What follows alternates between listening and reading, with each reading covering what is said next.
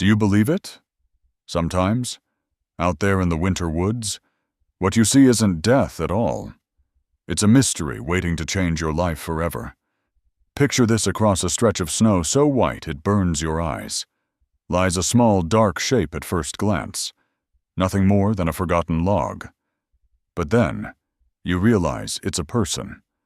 A Cheyenne woman, her breath so faint it barely exists, lying still at the edge of the forest as if she'd surrendered her fate to the storm.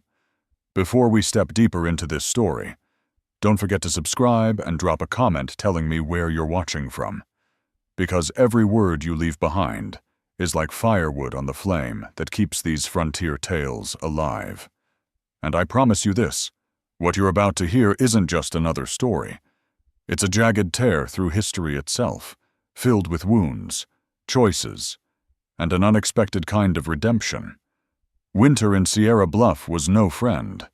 It was merciless, cruel, testing even the hardest of men. The wind shrieked through the canyons, carrying a chill sharp as invisible knives that cut straight through skin and bone. Ethan Ward had grown used to the cold, but it still dragged his memory back to nights on watch in the Eastern war nights when he wore the uniform, rifle in hand, watching men fall one by one. The wounds he carried weren't the kind you could see. They sat in his mind, making him wary, half awake even in sleep, certain that any shadow could still hide a blade. Ethan was 35, young by frontier measure, but old inside. War had stripped him of laughter and left him only with silence that clung like a heavy fog. He'd left the East chasing a different life, but the West didn't hand out peace. It gave him a marshal's badge instead, and with it the job of keeping a small town alive on the edge of nowhere. The duty wasn't heavier than his memories, but it was enough to keep him standing each morning, enough to remind him he still had to go on breathing. That day's patrol stretched long and empty. No gunfire, no riders, just wind and the crunch of hooves breaking old snow. And it was the silence that put Ethan on edge. War had taught him well. Silence almost never meant safety. More often, it meant something was hiding, a trap, an ambush, or a truth he wasn't ready to face. Then he saw it. At the tree line, beneath a fallen pine. A patch of darkness broke the field of white. At first, Ethan thought it was nothing but torn cloth, or a carcass left behind. But his soldier's eyes, trained to count the dead whether he wanted to or not, told him something was wrong. That shape wasn't still like timber. It was curled, clenched, as if it had fought until the very last moment. He reined in hard, gloved hand sliding to the butt of his Colt. The cold stung his fingers, but his grip stayed tight. He never trusted what he saw the first time. In war, he'd watched bodies on the ground spring up with blades hidden under coats. Out here, a body in the snow could just as well be bait. Dismounting, he moved slow. Each crunch of his boots in the frost cracked the silence sharper. His eyes swept the trees with every step. Nothing moved. No whisper of another soul. Just the wind. Closer now. He saw her for what she was, a woman. Her skin was bronzed but frozen pale, her breath barely fluttering against the storm. Black hair matted stiff with ice, clothing ripped and shredded, her bare feet bloody, torn, leaving stains across the snow. Ethan stopped dead, his heart hammering once hard against his ribs. A Cheyenne woman, in Iron Creek. Her name alone would be enough to ignite hatred. But here, now, what did hatred matter? He crouched, pressing fingers against her neck. A pulse. Weak. But there. A thread of life clinging in the storm. And in that instant, memories ripped through him. Faces of men left behind. Soldiers who might have lived had someone just stopped. Too many times. He hadn't been that someone. That guilt had lived inside him like a second shadow. And now, once again, he stood at the line. He could walk away, Let her die in silence like the others, or he could break the cold law of war that whispered inside him and carry one more soul out of the dark. Ethan's jaw tightened, his eyes sharp with suspicion, yet heavy with ghosts. He knew what saving her meant. Trouble. Questions he couldn't answer. A town that would never forgive their marshal for bringing a Cheyenne into his home. But leaving her, could he bear that weight again? Could he stand another night with her face burned into his dreams? The wind cut deep through the timberline, but Ethan Ward felt a deeper chill inside his chest. He knew, in that frozen moment, he was about to make a choice that would change everything. Ethan Ward bent low, his chest tightening under the weight of the choice before him. The Cheyenne woman's breath was still there, faint, stubborn, like a coal refusing to die in the ashes.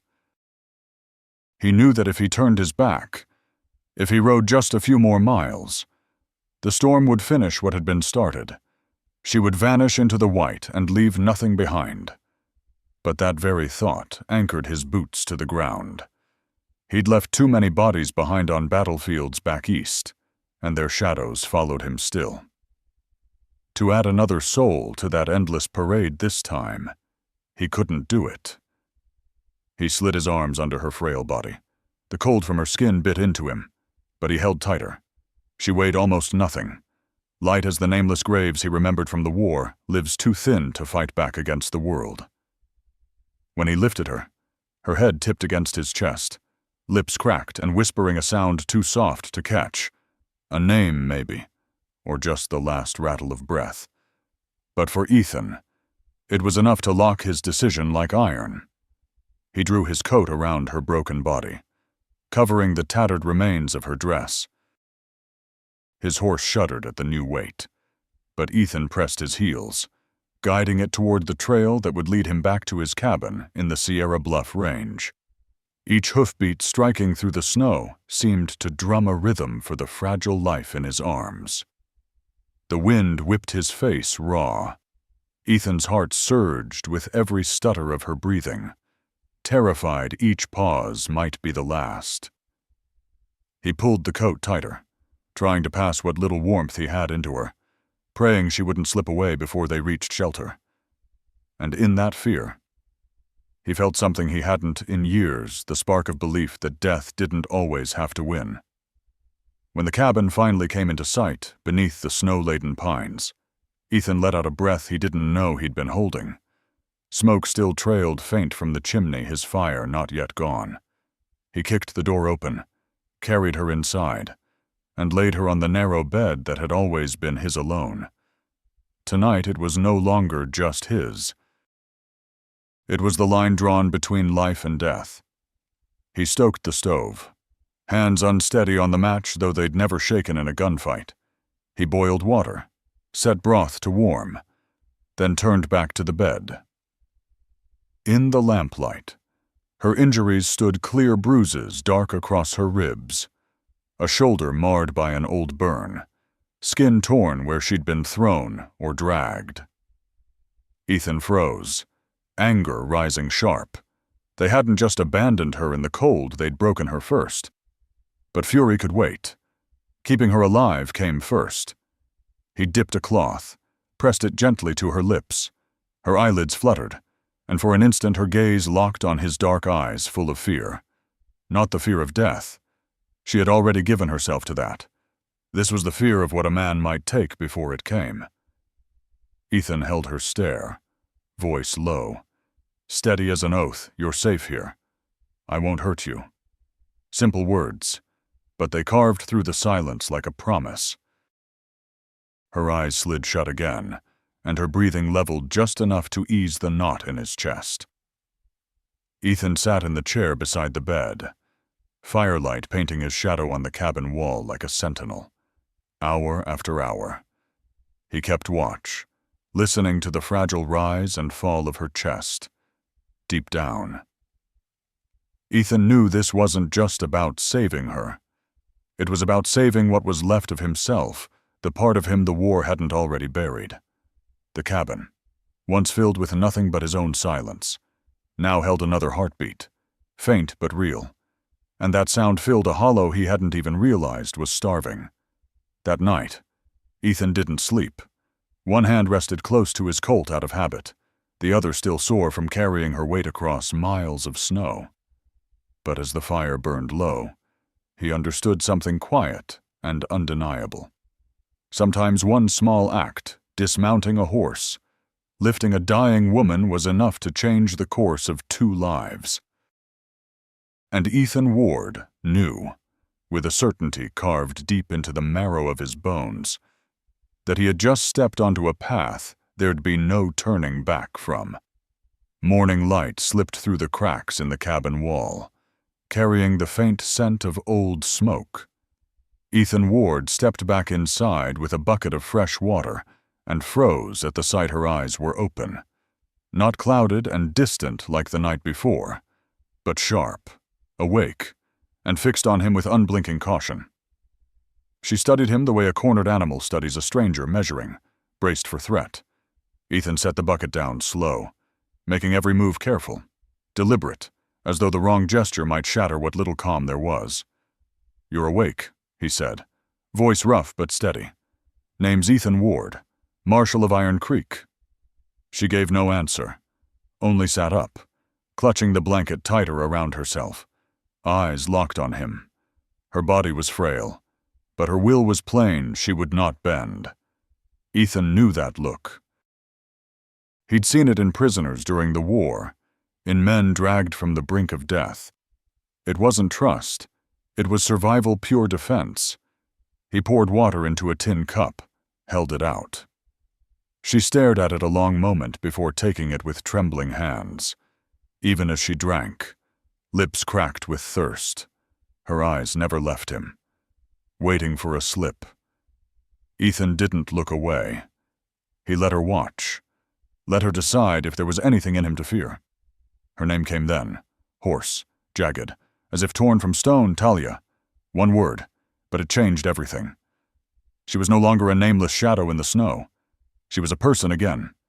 Ethan nodded once, slow, repeating the name under his breath, letting it settle in the small room like a promise. The first day passed in uneasy silence. Ethan tended the fire, stirred thin broth. Talia sat on the bed, blanket clutched close, her eyes following him. Each time he crossed the room, she flinched, knuckles white on the quilt. He didn't press. The bruises and scars told their own story, one she wasn't ready to give voice to. And Ethan, who'd learned in war that silence could be kinder than questions, let it be. That night, the wind moaned through the shutters. The fire cracked sharp in the stove. Ethan sat at the table cleaning his Colt. Talia lay propped on the bed, eyes half closed but never fully at rest. He could see it in the way her breath hitched, the way her shoulders tensed at each noise. She didn't dare surrender to sleep. When he crossed the room to lay on more wood, she shrank back, fear flashing raw in her face. Ethan stopped, sank into the chair instead, voice low and even. "No one's going to touch you. I give you my word." Simple words, but they cut a line in the space between them. Existence without demand. Survival without price. Her shoulders eased, only slightly, but enough to show she'd heard him. By the next day, she tried to rise, her legs buckled, feet raw against the cold floorboards. Ethan stepped forward, instinct ready to catch her, but her eyes snapped to his, sharp as a blade, and he froze. He eased back half a step, nodding once, letting her try. She stumbled after only a few paces, falling hard. When he offered his hand, she hesitated, then took it, only long enough to steady herself. The moment she was back on the bed, the blanket came up like a shield. Each small act carried the same message she would not yield. Not yet. She ate slowly, never letting him feed her. She avoided his eyes except when testing him for weakness. Trust was still distant, fragile, but alive in the silence between them. And Ethan respected it. He never asked more than she offered, never pushed her past what she gave. to him. Her suspicion wasn't a burden. It was a mirror. He had lived the same way, wary of every hand, distant from every soul, convinced that survival meant standing alone. Watching Talia, he saw his own shadow, a soul that hadn't yet learned the difference between danger and salvation. And maybe that was why he kept his distance. Because once trust began to take root, it couldn't be broken again, not if either of them hoped to heal. That afternoon, the sky turned heavy steel gray. Wind poured down from the Sierra Bluff Range, shrieking through the pines, carrying a damp chill that warned of a coming blizzard.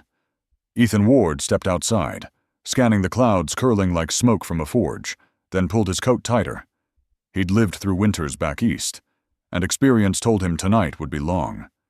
He checked the door latches, stuffed extra wood into the gaps, stacked logs beside the stove. Inside, Talia sat on the bed, the blanket wrapped tight around her. Her eyes tracked his every move, cautious, uneasy. When the first scream of wind cut through the walls, she murmured, her voice hoarse, "This storm, it won't stop soon." Ethan nodded. Could last all night. Maybe longer. The gale slammed against the cabin, shaking the walls. Even with the fire burning hot, the temperature dropped. Ethan knew storms like this didn't just creep through cracks. They wormed into bone, drained warmth until the body surrendered. He looked at Talia. Her lips were pale, her shoulders trembling under the blanket. She sat stiff, pretending strength, but each shiver betrayed her. He knew the fire alone wouldn't be enough.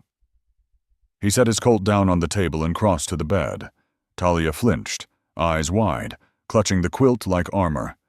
Ethan sat carefully at the edge, voice calm but edged with command.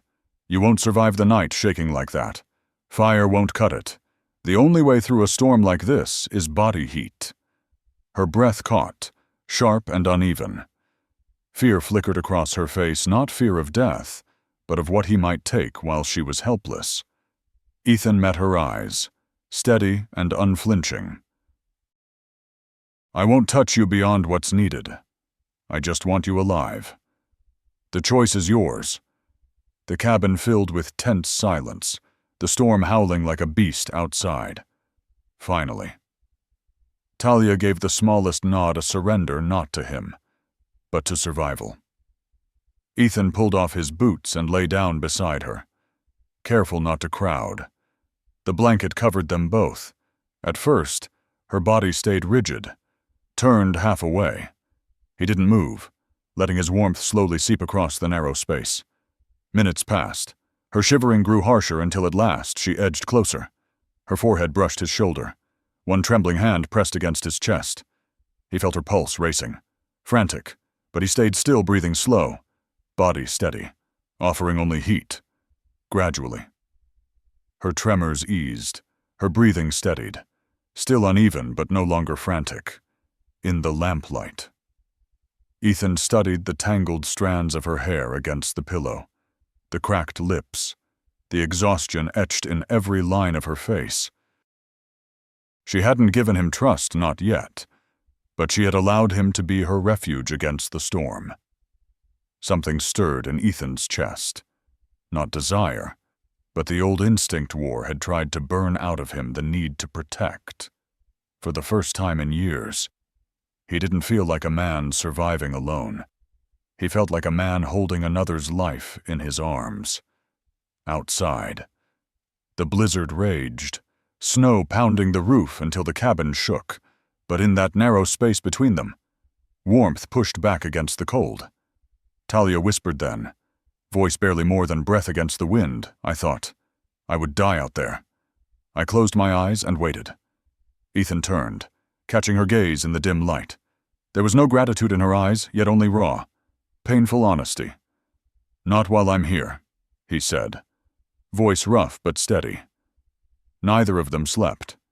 Ethan was used to wakeful nights, and Talia was still too wary to let go. But as their breathing settled into the rhythm of the storm, a quiet truth formed. The line between stranger and shelter had shifted. Not trust, not yet, but survival shared. And Ethan Ward knew that when the storm broke, nothing would ever be the same again. The sky cleared after the storm, but the cabin still carried its weight of silence. Talia had survived the night, yet Ethan Ward knew the cold wasn't the last threat. Hunger would come, and the fire wouldn't last without salt, flour, medicine. Whether he wanted it or not, he would have to take her into Iron Creek. That morning, Ethan readied the horse. With rope and an old blanket, he rigged a crude seat behind the saddle. When he brought out his heavy coat and held it toward her, Talia hesitated.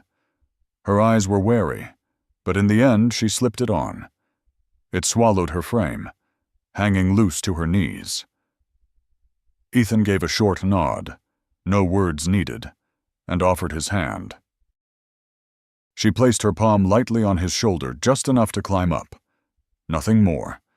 The trail was heavy with snow, the horse's hooves thudding deep. Talia rode behind him, her hands light at his waist. Not for closeness, but balance. Ethan felt the tension in her touch, and his own chest tightened with it. He knew what waited at the end of the road. Iron Creek rose ahead under a dull gray noon. Smoke drifted above rooftops, a few townsfolk moving between buildings. They stopped when they saw him ride in, but it was the sight of the woman behind him that froze them. Heads turned, faces hardened. A ranch hand outside the blacksmith spat into the snow. Two women with baskets pulled their shawls close, whispering sharp. Talia lowered her head, black hair falling like a curtain to hide her face. Ethan sat tall in the saddle, the marshal's star on his chest glinting in the weak light. His right hand hovered near his belt, close enough to the colt to make the message clear. Anyone thinking to touch her would answer to him first. They stopped at Maddox's general store. Ethan dismounted, turned, and offered his hand. Talia hesitated, but let him guide her down. The moment they stepped inside, the air tightened. Ezra Maddox, thin and narrow-eyed behind the counter, froze when he saw her. "Marshal," Ezra said carefully, voice stretched thin. "Didn't know you were bringing company." Ethan set flour and coffee on the counter, his tone low and sharp. "I'll pay in full. Weigh it." Ezra's eyes slid toward Talia, contempt mixed with unease. He opened his mouth, but Ethan cut him short with a look. No gun needed. Just steel in his gaze. Ezra swallowed hard and bent to the scale. Talia stayed near the back, clutching the coat at her chest. She heard the whispers outside, felt the eyes pressing through the walls. Her stomach knotted, bracing for humiliation she knew too well. But this time, there was a man between her and the world, silent, solid, unyielding. When they stepped back onto the street, the murmurs rose. A pair of men lounged in the saloon doorway, grinning mean. Ethan placed his hand lightly on her back, steering her toward the horse. The gesture wasn't possession, it was declaration. "She is under my protection." He turned then, sweeping the street with his eyes. Cold, hard, daring anyone to take a step. No one did. Iron Creek understood in that silence the marshal had drawn a line, and crossing it would cost dearly. The ride home was quiet. Talia's hand rested against his side, as before, but something in it had shifted. No longer only for balance, there was weight in it now, like she was holding on to more than the saddle. Ethan felt it, and deep inside, the burden of keeping her alive no longer felt like a chain. It felt like a vow. Back at the cabin, she sat by the fire, coat folded at her side. Her voice was soft, nearly lost in the crackle of wood. "They hate me." Ethan hung his hat, set down the supplies, then met her eyes. "They don't know you. They only know the lies they choose to believe. But one thing's certain, they'll think twice before touching you." For a moment, Her gaze flickered. Weariness and doubt still lingered. But a spark caught small, fragile, but real. The sense of being shielded, without having to pay a price. And Ethan Ward knew. From that moment forward, their lives were bound in a way no one could undo. The days after their trip to Iron Creek gave the cabin a different rhythm. The same dark log walls stood, the same wind howled down from the bluffs, but now the silence was no longer hollow. Talia, though her body still carried bruises and scars, began to weave herself into the life of the place. In the mornings, while Ethan split wood outside, he often caught sight of her stepping onto the porch, a shawl draped around her thin shoulders. At first she only watched, her eyes quiet as she studied the swing of his axe. Then one day he came back from checking the horse and found her dragging smaller logs toward the stove, too heavy for her frame. But her jaw was set, her eyes stubborn. Ethan nearly stopped her, but held back. That night he left a small hatchet by the door. At dawn, the sound of blade against wood carried through the yard, halting, uneven, but steady. Talia was splitting kindling, trembling hands refusing to give up. Meals changed too. Supper was no longer a thin broth thrown together in haste. One evening Ethan returned to find beans simmering, a pan of salt pork laid out on the table. Talia didn't speak, just pushed the food toward him. He sat, eating slow, surprised at the simple weight of it to have someone waiting. A meal made not out of duty, but choice. The cabin that had once echoed only with the groan of timber now held the sound of spoons against tin bowls, fire crackling in the stove, and sometimes the weary sigh of a woman sewing by lamplight. The space between them shifted, almost without notice. Talia's eyes still carried caution, but it was no longer sharp hostility. It was the kind of quiet that grows between people learning to read each other without words. Ethan found he didn't need to press her, didn't need thanks. He only needed her to feel that her being there was not a burden. One night, with wind rattling the shutters and the lamp flickering low, her voice came unexpectedly, soft, almost as if she were speaking only to herself. "They sold me." Ethan paused, the cloth in his hand frozen on the colt he was cleaning. Talia stared down, fingers clenched on the thread she was working. She drew a shaky breath. "By my own people. A traitor in the tribe. They handed me over to traitors like I was nothing but goods. I escaped when they turned on each other over the spoils. I ran until I couldn't anymore. There is no going back." The words were broken, jagged, but each one carried a weight deeper than wounds on her skin. Ethan sat in silence, anger burning like iron in his chest. But he kept it contained. He knew what she needed wasn't rage on her behalf. It was someone willing to listen. The quiet stretched, broken only by the whistle of wind and the pull of thread through cloth. Then Ethan set the gun aside, his voice low and certain. "You're not going back. Not ever. As long as I'm here, no one lays a hand to drag you back to what betrayed you." Talia looked up. Her dark eyes caught the lamplight, the scar on her shoulder showing beneath loose fabric. She studied him, long and searching. Her gaze caught between suspicion and the fragile urge to believe. Slowly, her shoulders eased. Ethan saw it. He didn't expect thanks, didn't want it. What mattered was that a bridge had been set between them. Not strong yet, but real. Trust never came all at once. It started with a promise, and he had just given her one. That night, as Talia sat by the fire, her long hair loose across her back, her eyes no longer carried the look of a stranger studying an enemy. Instead, there was a faint glimmer of something deeper recognition. Empathy. A quiet acknowledgement that both of them carried wounds, and that made them understand each other in ways words couldn't. Ethan Ward realized then this cabin in the Sierra Bluff was no longer just shelter against storms. It was becoming a home fragile, but true. And in that home, trust had begun to take root. Winter loosened its grip on Sierra Bluff, leaving puddles of meltwater streaking the snow. Inside the cabin, the rhythm between Ethan and Talia shifted with the season. No longer were her eyes sharp with suspicion. No longer did she shrink from his nearness.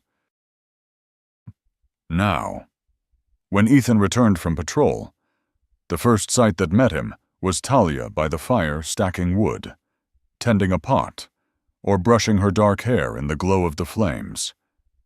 And in that simple sight, Ethan knew the cabin was no longer empty. One evening, with the stove crackling warm, Talia set her sewing aside and looked up. "You never ask about me," she said, her voice calm but tinged with curiosity. Ethan laid his Colt down on the table. "Not my right to force it," he answered. "You'll tell me when you choose."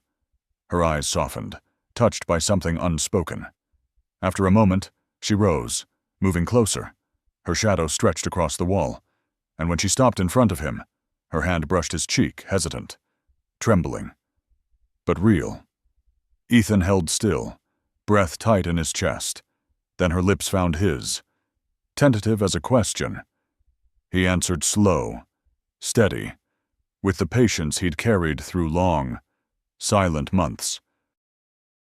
In that moment, what had once been fragile trust deepened into something stronger, a bond.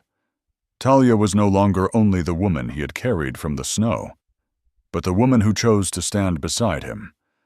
The whispers spread through Iron Creek faster than wind through timber. Murmurs, sly remarks, outright disdain. Ethan heard it all and let it pass, until the day he chose not to. That afternoon, he rode into town with Talia at his back, not at dawn when the streets were empty, but at midday, when the main street bustled. Ranch hands lounged outside the saloon. Women carried baskets. Children chased each other in the dirt. Heads turned. Stares followed. Ethan rode tall, the marshal's star glinting on his chest, his hand resting easy near his Colt. At Maddox's general store, he dismounted and offered his hand. Talia hesitated only a heartbeat before taking it, stepping down at his side. Inside, Ezra Maddox froze, eyes darting between them. "Marshal," he began carefully, "you sure about bringing her in here?" Ethan dropped flour and coffee on the counter, his voice low but like steel. "This is Talia. She lives under my roof. She eats what I eat, wears what I buy, and no one in Iron Creek lays a word or a hand against her, not while I wear this star." The store went silent. Customers by the shelves stood still. Outside, the whispers died mid-breath. Ezra swallowed, nodded stiffly, and weighed the goods without another word. Ethan didn't need to say more. His eyes had spoken the rest. When they stepped back into the street, sunlight spilling across the dirt road, the stairs still burned, but no one came forward. Talia walked close to him, her shoulders straight. For the first time in months, she didn't lower her gaze. Back at the cabin, she lingered by the window, her voice soft, almost a confession. "You've tied your name to mine. That can't be undone." Ethan set his hat on the table, stepped toward her, and said simply, "I didn't tie it. I gave it, if you'll have it, in the fading light." She turned, eyes reflecting something new. Not just caution, not just survival, but belonging. And she nodded, small, but certain. That night, with the fire warm and her breath steady beside him, Ethan knew the town's scorn hadn't vanished. It would follow them like a shadow. But it no longer mattered. What mattered was that beneath this roof of rough-hewn logs, two broken souls had chosen each other, and the words he'd spoken in town were more than protection. They were a vow. Spring finally came to Sierra Bluff. Snowmelt trickled into streams, the sky brightened, and sunlight slipped gently through the pines. For folks on the frontier, spring wasn't rest, it was rebirth. And in the small cabin at the foot of the ridge, Ethan Ward and Talia were no longer just surviving. They were beginning a life. The days took on a rhythm neither had known before. Ethan rose early, splitting wood, mending fence lines, leading his horse into pastures softening under thaw. Talia found her own rhythm tending the fire, cooking, patching clothes, sometimes kneeling in the damp garden soil to plant the seeds Ethan had brought back from Iron Creek. Each small task, ordinary in itself, became part of something greater, the life of a home. In the evenings, when the work was done, they often sat together on the porch. Ethan smoked a short roll of tobacco, eyes resting on the horizon, while Talia let the breeze tangle through her hair. Words were few, but presence was enough. The silence was no longer hollow. One morning, Ethan left before dawn and returned hauling pine boards and tools. Talia watched, puzzled, as he laid the lumber on the floor. He didn't explain, just set to work. The hammer rang through the cabin, steady and sure. Day after day, she watched, until at last, she understood. He was building a cradle. It was rough pine, plain but solid, not because a child was on the way, but because Ethan remembered something she had told him how her mother once built a cradle by hand. A promise of belonging. When he placed the finished cradle by the wall, Talia's breath caught. She touched the smooth wood with trembling fingers. "You remembered." Ethan's voice was low, steady. "I remember everything, and I don't want this place to be just shelter. I want it to be a home. Our home." She turned to him, eyes wet but shining not with fear, but with something new. For the first time, she felt what it meant to belong, not as property, not as burden, but as a woman with a place and a man beside her. Iron Creek still whispered. Folks still spat her name like a curse. But after the day Ethan stood in the store and declared her under his protection, no one dared raise a hand. They could laugh behind his back, but when they met the marshal's eyes cold and unflinching, they kept their silence. Talia knew the town's approval might never come. And yet, she no longer measured her worth by it.